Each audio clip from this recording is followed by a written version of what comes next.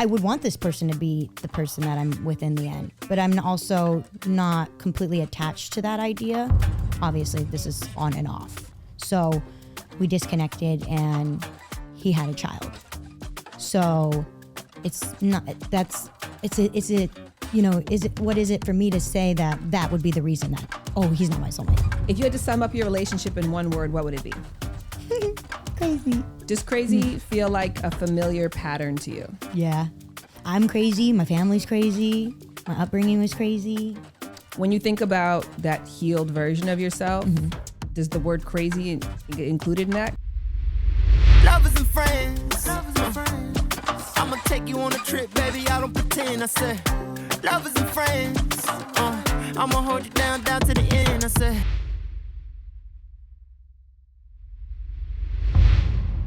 If you've had more than one relationship, chances are you've been where Tamara, aka Hi, my name's T. currently is.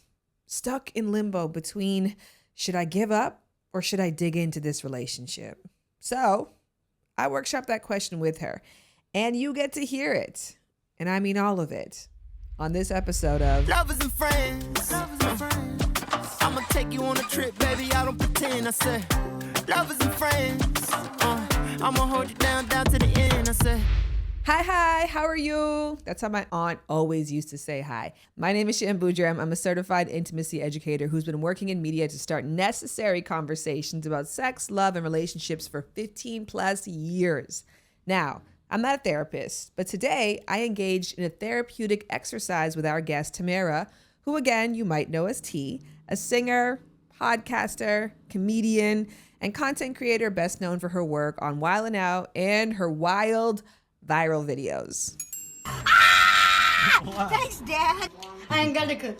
I'll spoil you. I'm gonna cook. Fuck me in the ass! I just can't go to certain places because, like, I'm banned. Not everybody can handle my condition! Now, in full disclosure, when I reached out to T, I thought that this was the version I'd be getting. I first heard her on Tim DeLaGhetto's podcast, and I was dying at her boldness. But I think given the sensitivity of the topic at hand, she came with a much different energy that really shocked me, and I hope surprises and endears you too. So for those of you who are not familiar, here's how Lovers and Friends, a podcast, works. When I reach out to guests, I don't pitch topics. I say, what's on your mind when it comes to sex, love, relationships, dating? What story do you want to share? In this particular case, what was kind of interesting is that I reached out to T, I got in touch with her manager, and her manager was very clear that T is very private and very protective of her private life, and so the topic had to be mindful of that. But then when we got on the pre-call to really nail down our direction, T just opened up and was like, I am in this 12-year private relationship. Even though she has 1 million plus followers, a very public life, she has maintained privacy in this 12-year relationship. And this is a person that she had her first sexual experience with. It is her first love. But now she's at a place where she genuinely is conflicted between wanting to dig into this love and wanting to get out of it. And that's essentially what she wanted to cover during our time together. Now, I share that because I think you're going to sense, as I did, almost as soon as we started actually recording, that she was also battling with another conflict. Equal parts wanting to be open and wanting to talk about it while also wanting to be very protective of her relationship. But the only reason why I'm like explaining my answers is because I've been defending this relationship for 12 years. Yes. To everybody I have the conversation with. People are like, I don't like him anymore. Leave him. And it's like, okay. But also, are you married? Do you have a soulmate? Have you ever been in a long-term relationship with somebody? Have you even had a deep connection with somebody? Mm-hmm. So it's hard to not to finally have the conversation, honestly, with somebody who, I mean, your husband, you have a husband. That's your soulmate from what I understand. That's my fucking top pick. Period. Yeah. You have kids. Yeah. Here's your house. So I don't have those conversations often with people where I feel like I don't have to defend myself. So sorry if I'm defending myself.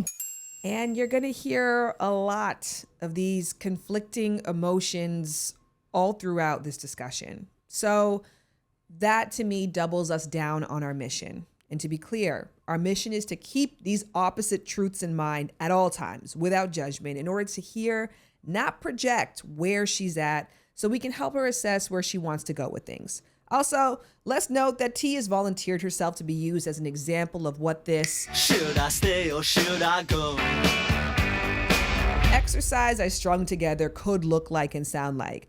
But as always with this podcast, the real point here is to give you jump off points to improve your intimate life. So the goal is that you'll listen to this, take some of these questions and conversation starters and apply them to enrich your own relationships or the relationships of those people who you are close with and you have influence over. All right, now that we've gotten our mission statement down, before we formally go through this, there's 3 things that I want you to know about my frame of reference going into this guided exercise. Number 1, and this is a point that my fave, Esther Perel, made in one of her books. I can't recall which one. In essence, she was reflecting on how culturally, for our parents' generation and older, there was so much societal pressure for people to stay within their romantic partnerships beyond inconceivable breaches of trust, incompatibilities, and lack and lapses of love. But our generation has overcorrected in many ways, and now we're in the opposite end of the spectrum where our finger is never too far from the trash button. Oh, that person cheated? Trash. Oh, that person missed your birthday? Trash. Oh, you mean to tell me that you told them what bothers you that one time and then they repeated it and they didn't change immediately? So in my line of work, I am very cognizant of this and I make a strong effort not to lean too heavy on the just leave them advice. Because 1, I get that it's not that easy. And number 2, I also have tons of empathy for the fact that we're not taught how to love and how to be in romantic relationships. And as a result, most people are not that proficient at it, which means that a lot of the problems that you are facing in your existing romantic bonds, if you leave that connection, it's likely going to be a similar brand of issue that will pop up in the next one. So at some point, you got to stick it out somewhere with someone and work through your shit. And if reasonably and safely possible to do that with the person you already have an existing romantic connection with, why not? The second thing that I want you to know going into listening to this piece is I just think one of the worst reasons to stay with someone is because of this.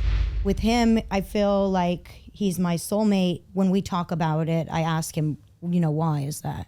And it's, well, because you've been my soulmate before.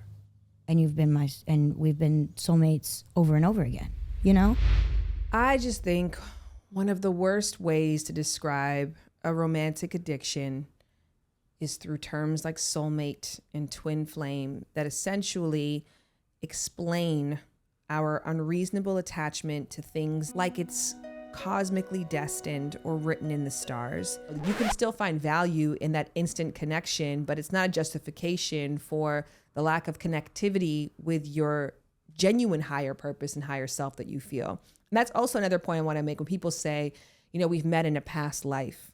What's on the other side of that? Who's to say your past life was good? And furthermore, every movie I've ever seen before where people die and have to repeat life over and over again, it's usually because their previous attempt was shitty.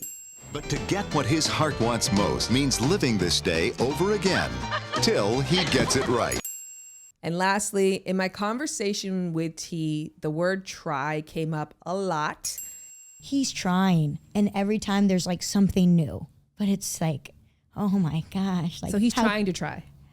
Okay, maybe that's what it is. Like, how patient do I have to be for you to get to the point of, I guess I don't expect him to be perfect, but by 12 years, it's like, you know me. So you know what I want. But yeah, he says he's never going to stop. And I've asked him, I'm like, what if I get married to somebody else? What if I have somebody else's kid? Then what? I'm not going to stop. That's fascinating. I had a ex-boyfriend who had 2 other kids actually, and it was a long-term relationship. I lived with this person. It was on and off. He was my crush in high school that I was obsessed with. And then we had this awful relationship, but then he said the same thing to me. Have you ever seen the TV show A Different World before? Yeah, but I don't really remember. There's a much of it. particular part where, because there was I can't remember the names. There was the dude with the glasses that flips up and the girl with the Southern accent. And they had this on and off relationship. And then she got married and he like crashed the wedding. So long as ye both shall live. Will you, Whitley? I love you, and if you'll have me, I want you to be my wife. What the hell are you doing? I'm sorry, Byron. I love her. Go, man. Will you have me, Dwayne, as your lawfully wedded husband from this day forth to having a home and richer for poorer? Baby, please, please. And I remember when we broke up, he sent me that clip, like, you know, this is going to happen. I got married. He wasn't there. Okay. I was gonna say, where is he I didn't see now? him at the wedding. So that's not to take away anything, but just to be said, you know what I mean? Like, I think that's just something. If someone's trying to try, and it's like I'm never going to stop, well, it's like I'm giving you a chance to start now. And here's a point that I really want to drive home. I think that it's okay. As a matter of fact, it's actually quite beautiful to try and stay with someone who is trying to stay with you too. But not all effort is created equally. For example, if I ordered a hamburger, but the chef made me Brussels sprouts, but they really tried their best on these Brussels sprouts. Now, out of courtesy, I might not send it back the first time, but the second, third, fourth, that shit keeps coming out as the wrong order when I clearly specified exactly what it is that I was looking for. I'm not a happy customer. And furthermore, I'm not feeling bad about that. Not all effort is created equally. Also, no rain checks on effort. I'm not interested in hearing about the work that you're going to do down the line in the future if present you hasn't even gotten out of bed yet. And if we put in the work to develop the language to express our needs and our boundaries, then the confidence plus communication skills needed to effectively communicate those to others, we've earned the right to tell someone that their effort is not affording them our gratitude, our time, or our commitment. All right, now that I've gotten those things off my chest, I think we're ready to move into T's interview. Now, I'm going to pop in periodically to help guide our session along, but essentially, I went through 4 mini exercises with T that I pieced together using a number of sources. And so all of the questions, plus activities, plus links, I'm going to put for all of you in the show notes. Are you ready? Let's go into it. Should I stay or should I go? Section 1, framing. Tell the story of why you should stay and why you should go. Hi. I'm thrilled about today. I want you to know this is the very first time I've ever done any interview with a pen and paper and printed activities. Why did you feel like you needed that? Because I felt like, based on the conversation we had, in order to ground this and make it useful for you, it had to be something tangible. Because this is a long-term relationship. Yeah. And you probably had a billion discussions, both with yourself and with other people. So now it's like, okay, like, how do we bring everything together to give you more clarity? Well, I appreciate that. That to be said, here's my interpretation of what we're doing today. And I want to be on the same page with this. We are assessing whether or not a relationship that you've been in is the right long-term fit for you. Yeah. So to start things off, I just wanted to understand your connection a bit more. And so I asked you to tell me 2 stories. One story that shows exactly why this is your person. Maybe just even like the first day we met, I felt like I knew. I was 15, so I was with my grandma. I was getting dropped off by my grandma. And my grandma's like my first soulmate. Like, she's like my actual, like, the love of my life. So she's sitting there, I'm sitting there, and I'm like, and he's walking up, and I'm like, and I see him like, oh my God. And my grandma's like, oh my God. Let me back it up. Your grandma was dropping you off for the first date? Mm-hmm. Okay. Here we go. Amazing. Yeah, and so but she wanted to make sure that he was normal, and I was like, if he's not normal, we're gonna go. Like, we're gonna leave, because I didn't know him. Like, we had mutual friends. But yeah, and then when we got in the car and we were on our way, he just touched the back of my neck, and then I just felt like this like electronic thing go from like the top of my head like down to my spine, and then it came up my stomach. And then it was like this breath. But I still feel that with him. Like, on our good days, he brings a lot of feminine energy out of me that don't typically feel with other men. What would be a story that you're like, I would tell this to myself over and over again 5 years from now if we broke up and we weren't speaking anymore and I wanted to remind myself why we are not made for each other? Cheating, lying on both ends. And we got to a point where we were trying to open our relationship and things just started getting really ugly. I think we were being very spiteful during that time. And that whole space and time would make me think, oh, this isn't my soulmate. And now we're still here. To the we're still here part, do you feel like the reasons that you broke up are now resolved, or those still linger? They linger. Okay. Mm-hmm. And that's what we're trying to work out. Should I stay or should I go? Section 2. Tell me the things that make you love. Things that make you a positive, motivating force within your own life. This is a question just to kind of ground where we're at right now. The thought of growth, do you approach that from a space of worthiness? Yeah. Yeah? There's the things that I'm like still working on where I'm like, oh, I know I can improve or I could be better. And that's something that I'm carrying with me from my past. Mm-hmm. Mm-hmm. I would say, because if your answer was no to this, of like, I don't feel a sense of worthiness, sometimes this whole thing is kind of pointless because it's difficult to assess whether or not to stay in a relationship or not if you wouldn't even stay in a relationship with yourself. Oh, no, I'm great. Yeah. Okay. Just things I got to work on. I'm not perfect. Nobody is perfect, but you're like, nah, I'm worthy. But I'm worthy. Yeah. Yes. To me, I think the mistake that a lot of people make when it comes to relationships is they focus so much on the other. But I think in the best situations, it's when you fall in love with yourself more. Like, I love me more because of the connection I have with this person. I love life more. I love my future more. So think about like 5 things that you're like, this is the parts of me that I love and I want to protect at all costs. Right. Yeah, I am crazy productive when I'm at my best. When I'm in the works of like working with my past trauma. Because there's times where I'm like, well, that's just me. The best version of me would to be, I haven't gotten there yet, but it would be to be like completely healed. Another way that I would know that I'm at my best, I'm actively hanging out with my friends. You want to go here? You want to go there? Yeah, let's go. All right, what is your vision for your future? I am completely healed from all my past traumas, my past relationships. I would be situated with all of my businesses. Hey. I would have a healthy marriage, healthy children. That's funny because I watched your clip with you and Brittany Renner, and she was talking about kids. You wish you were a mom. No. Okay. I wish I had it in me to want to be a mom. So I didn't know that you wanted kids. That's funny. Yeah, I do want them. I just want them in a specific way. Yes. Yeah. I don't want them just aimlessly. Should I stay or should I go? Section 3, answering the hard questions. So I looked up how to decide if you should stay or leave a relationship, like the song I played a billion times says. And here are some of the most thought-provoking questions that I came across. Again, this list and some more are in the show notes. If you had to sum up your relationship in one word, what would it be? Crazy. Does crazy feel like a familiar pattern to you? Yeah. I'm crazy. My family's crazy. My upbringing was crazy. When you think about that healed version of yourself, does the word crazy get included in that? I don't know. Passionate. Actually, not crazy. I think it would be passionate. Because when I think of crazy, I don't think negative. I think manic. And manic is really high highs and really low lows. So passionate to me could go underneath the same definition. It could, yeah. When I think about the future of my relationship, what do you typically feel?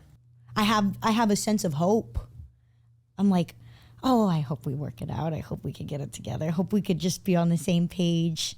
Are you your optimal self when you're with your partner? Are you nice? Are you productive? Do you give to others? Are you in the process of healing? Are you physically proud of your choices? Are you in community with your friends? Yeah.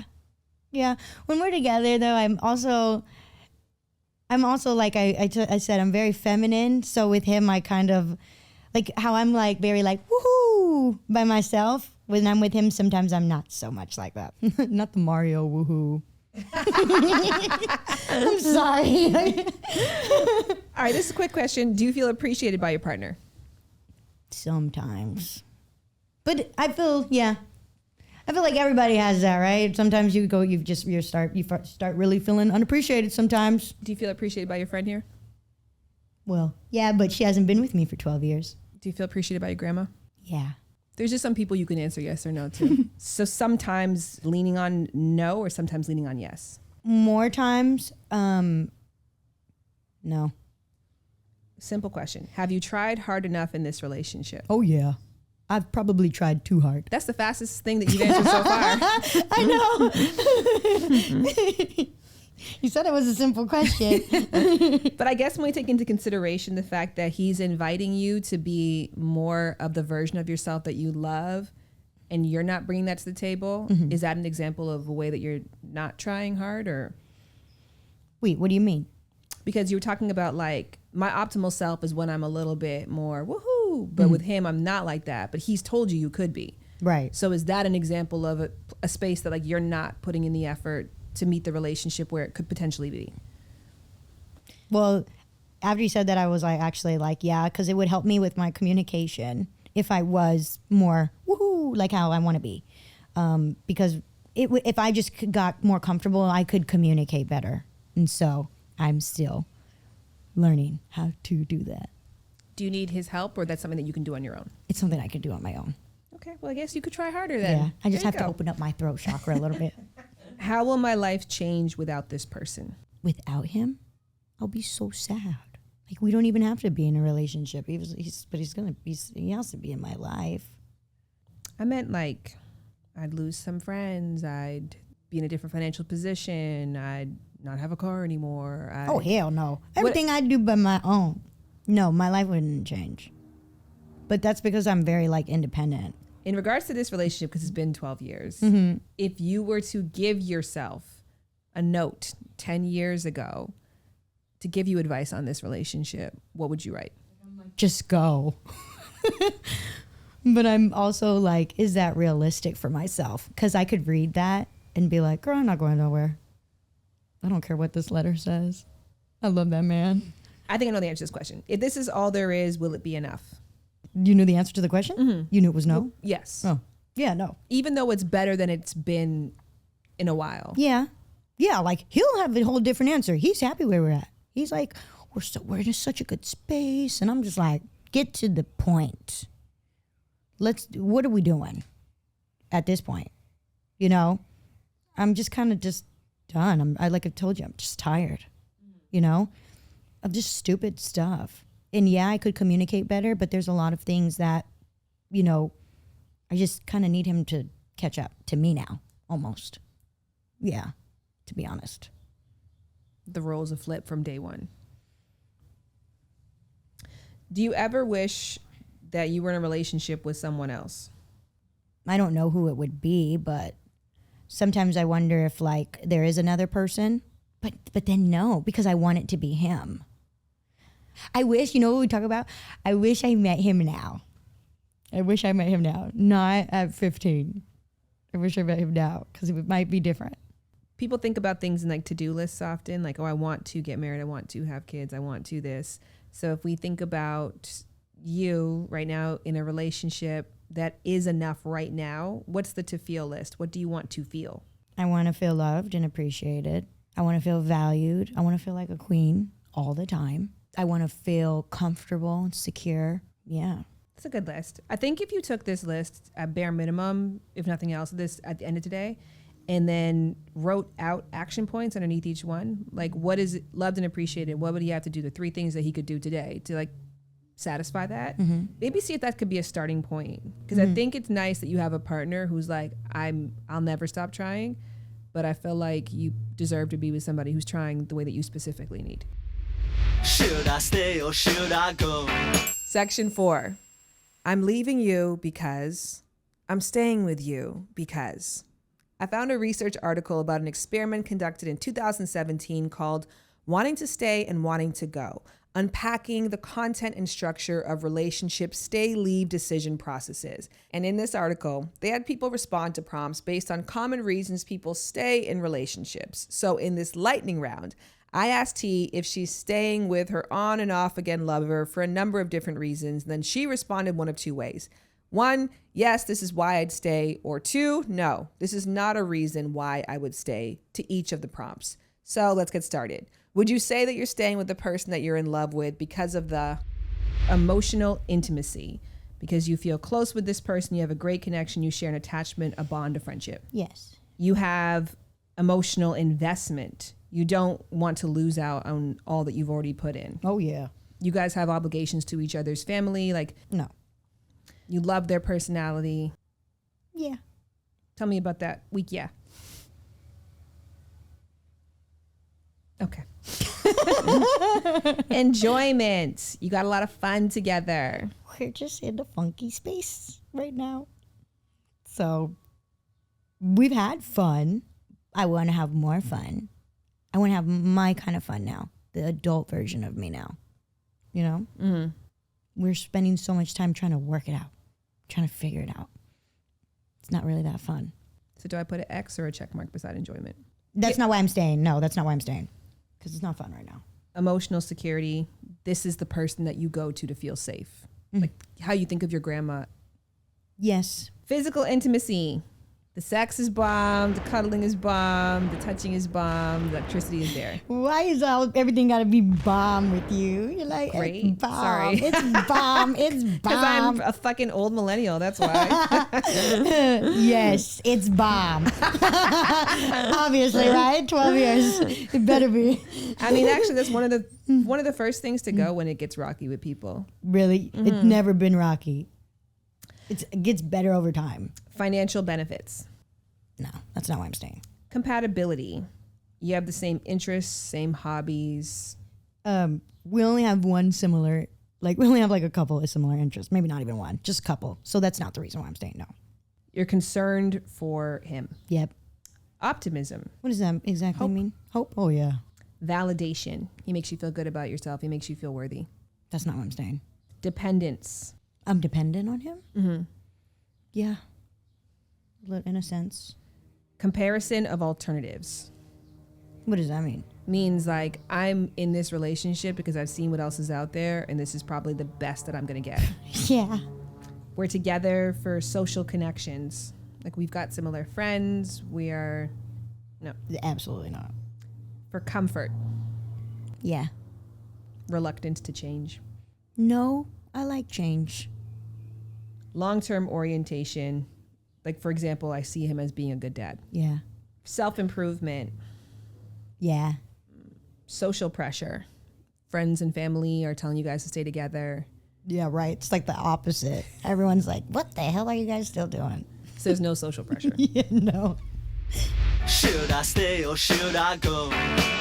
Section 4.5. Same exercise, except now flipped. I gave prompts on common reasons why people leave relationships, and T responded with, yes, this would describe one of the reasons I would leave, or no, this is not something that we struggle with. So let's head back in. Would you say that you'd leave the person you're in love with because of Your partner's personality. A little bit, yeah. Just a little. Breach of trust. Yeah. Partner's withdrawal. Like you don't feel like they're fully invested. Yeah. Conflict. So this is a reason again to leave. That there's too much arguing, we aren't getting along. Not right now, no. We're fine. We don't argue. Lack of validation. You don't feel heard, understood. You feel taken for granted. I feel these ways, but I know that he's trying too. Does that make sense? Of course it makes sense. But I mean, what you feel, I think, is more important. Okay. Unless you don't trust yourself. No, I mean, I know that if I'm feeling like, I'll feel like, oh, I'm not feeling like appreciated as much. I'm feeling I'm being taken for granted. And then I'll just go on like that for 2 weeks and not say anything. And then he'll be like, what is wrong? Like, you need to communicate with me. I know you're feeling this way and you're just not saying anything.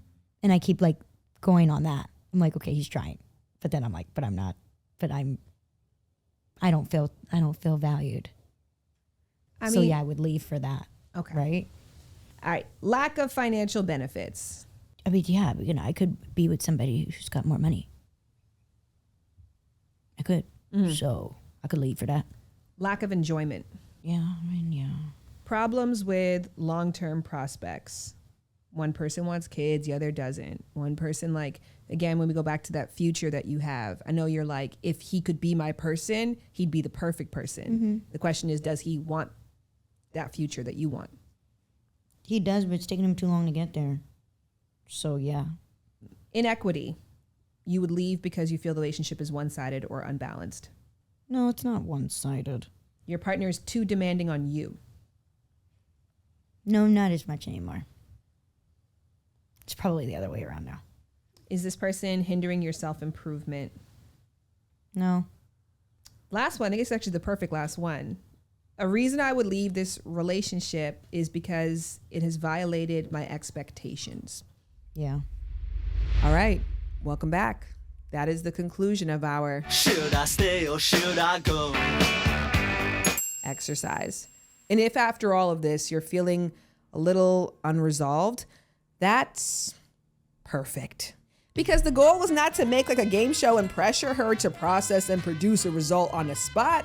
It was to give her things to reflect on alone or with a therapist, but most importantly, and hopefully, with the lover in question.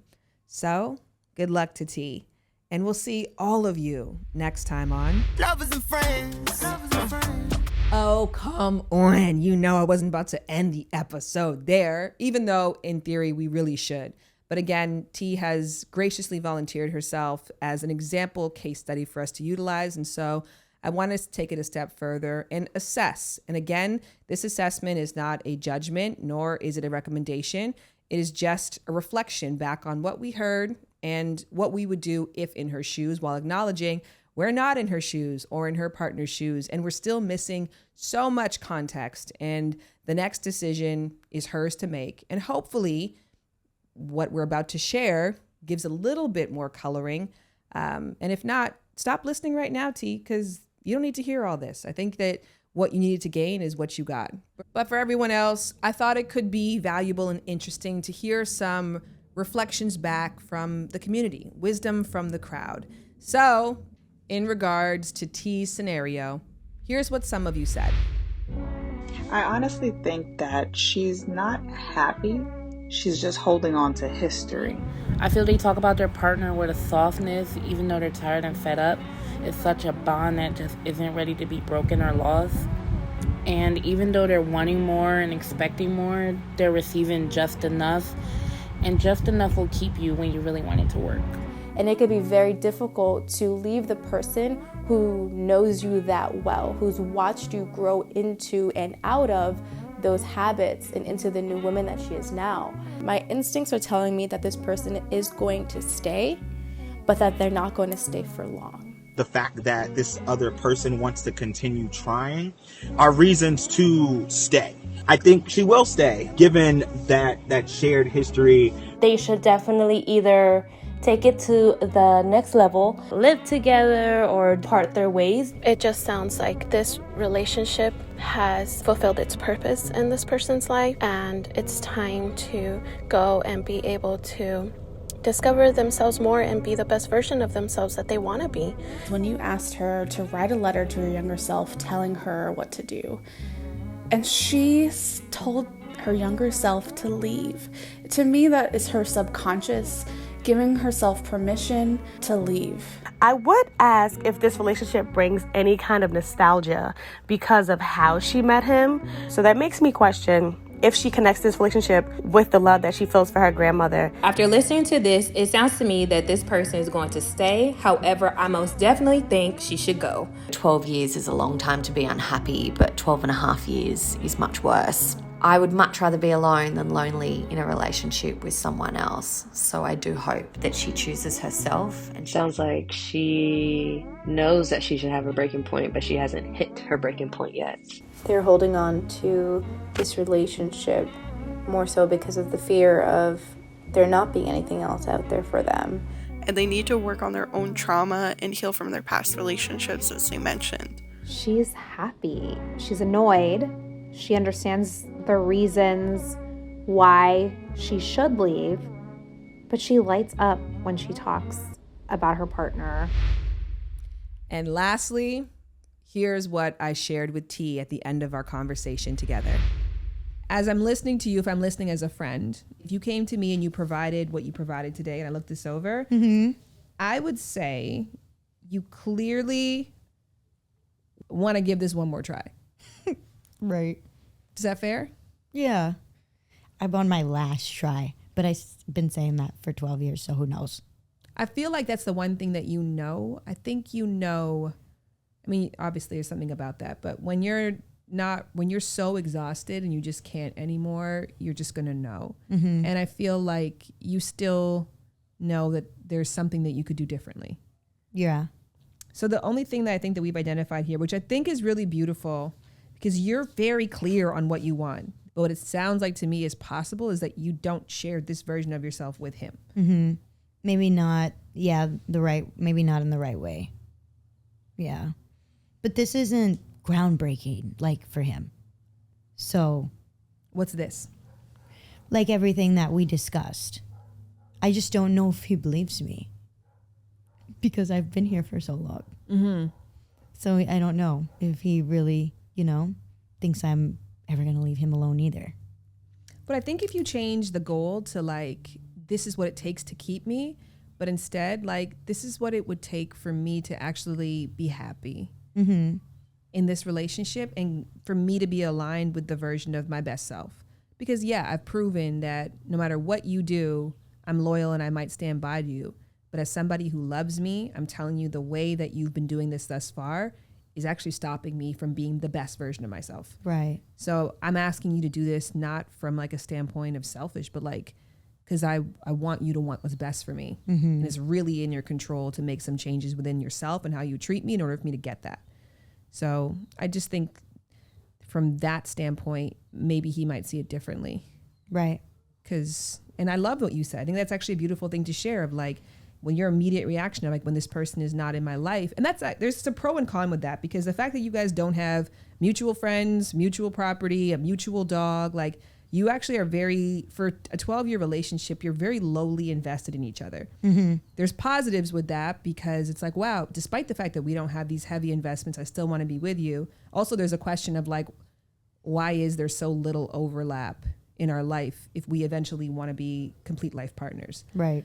But the fact that the only thing that would change in your life if he left tomorrow is you'd be sad, that's pretty fucking nuts. Yeah, that's true. Yeah. It's a testament to him and the connection that you have, but it's also something for him to be aware of like, how does that make you feel as a partner? Yeah.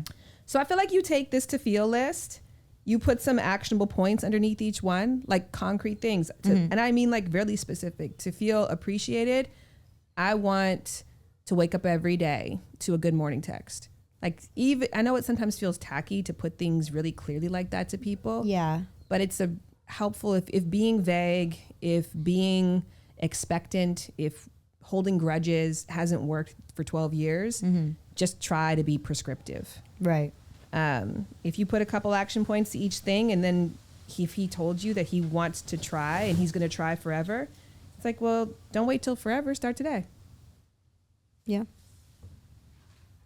This was wonderful. How are you feeling? Me too. I feel good. I'm just happy that we got to have this conversation, and I could like, I guess kind of, I feel like there's like a little release for me. So I'm like, I can start structuring things out for myself and trying to involve him in that and see if like we can get to the next level of stop trying to make it work and actually just working. Or accepting that it's not going to. Or that. But then what? Then you're going to continue to be really nice and productive and give to others and work on healing and make choices to make yourself proud of yourself and hang out with your friends. That's true. That's what. If there's someone listening to this, what advice do you want to give, or what do you hope to take away from this conversation? I think doing this, doing this with someone that you trust or a friend, or doing this by yourself, I think that's what it is. Being not only communicating with your partner, but communicating with yourself. Mm-hmm. Which you're really great at. Oh, thanks. I try. You try and you give results. So that's the kind of effort we like around here. Lastly, I asked T for an update. You know, I think that was about 3 weeks ago that we initially had that conversation. And I said, after all of that, where are the two of you at now? And here's what she said. So now it's a month later, and after the podcast, me and my partner have gone through many ups and downs, but we've communicated and we've discussed where we're going to go and if he fits my bigger picture, and we have decided that we're going to stick it out and we're going to continue on, and we're committed and we're figuring things out. Huge shout out to Tamara, aka T, aka HiMyNamesTee, who you have got to listen to on Spotify, on Apple, wherever it is you listen to music. Please go and search her up as T. Phenomenal artist. She had a song called Free that literally I used to run to every single day during my first pregnancy when I was capable of running at the time. And I said that to her in person. I'll say it again. I'm inspired by your art and I'm grateful for your time here. And if you feel also grateful or curious about T, please go into the show notes. In addition, I have an episode with her on Hot Tea, which is her podcast that I believe is also dropping this week. So you can go over there and listen to more of the conversation that we shared together. This was obviously a very unique structure of Lovers and Friends, a podcast, and I would love to know what you thought of it. So a great place to do that is in the rate and review section on Apple Podcasts or on Spotify. I read those weekly, regularly to get feedback and also to make sure that you guys are actually doing it. Because as you know, I like to put the pressure on because those rate and reviews, those comments go a very long way in telling the world that this podcast matters to people and is starting important conversations. And if those sentences ring true for you, shit, put your money where your mouth is. If I wish I could think about what's the other thing I could say. Put your fingers where your mind is. Type it out. Speaking of out, we out. Until next week's episode. Ooh, it's a heavy one for me. And I am really excited to share it with you. Lovers and friends. I'ma take you on a trip, baby. I don't pretend. I said, lovers and friends. I'ma hold you down to the end. I said, lovers and friends. Lovers and friends. Yeah, I said, lovers and friends. I'ma hold you down to the end. I said, I'ma wax that. I'ma text that. Lovers and Friends is executive produced by Shared Entertainment's Shan Boudram. It is produced by Boudram and Krizia Cruz with production support from 2S Entertainment's Adam Krasner, Isabel Gallant, and Brianna Barone. The Lovers and Friends theme song is produced by Sean Ross and performed by Jared Brady, who also does the scoring and engineering on our episodes. Lovers and Friends is powered by Audio Boom and made possible by our incredible sponsors who you can show love to by reading our show notes.